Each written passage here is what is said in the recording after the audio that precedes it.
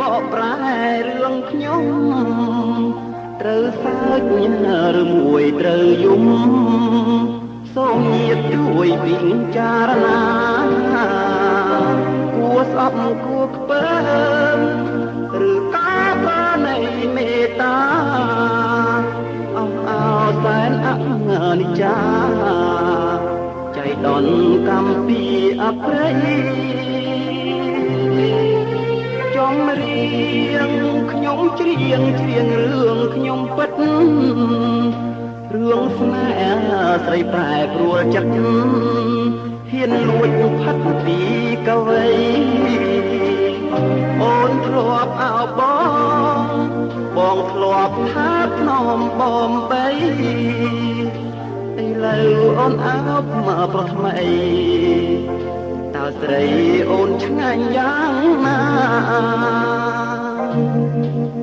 ត្រូវសើចឬយំខ្ញុំជាកវីខកខ្លួនចាញ់អល់ស្ត្រីស្រីបោកហើយក្បត់ចិនដាសូមញាតិជួយស្ដាប់ជួយចាំជួយពិចារណានៅចុងខែសីហាសង្សារដន្ទាប្រឡ័យ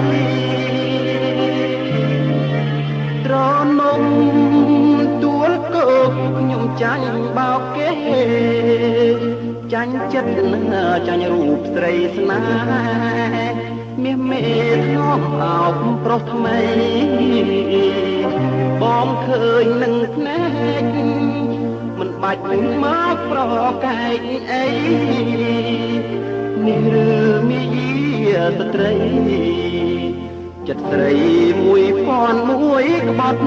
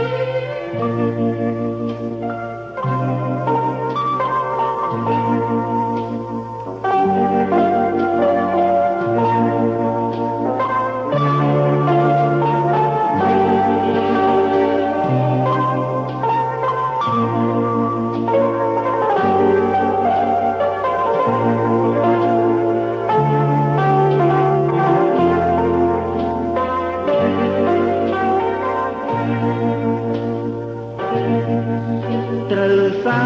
ចឬយំខ្ញុំជាកវីខកខ្លួនចាញ់កលស្ត្រីស្រីបោកហើយបត់ចិនតាស្មានដូចកងរីបានជាខំនាំស្នេហាមិនដឹងចិត្តស្រីសាវាឈ្មោះថាជាស្រីកាកៃ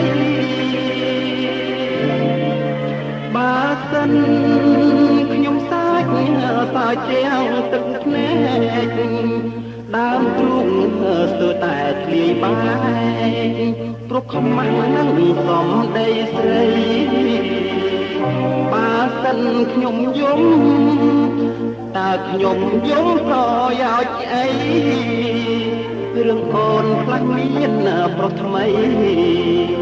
កវីបងសូមជូនពរ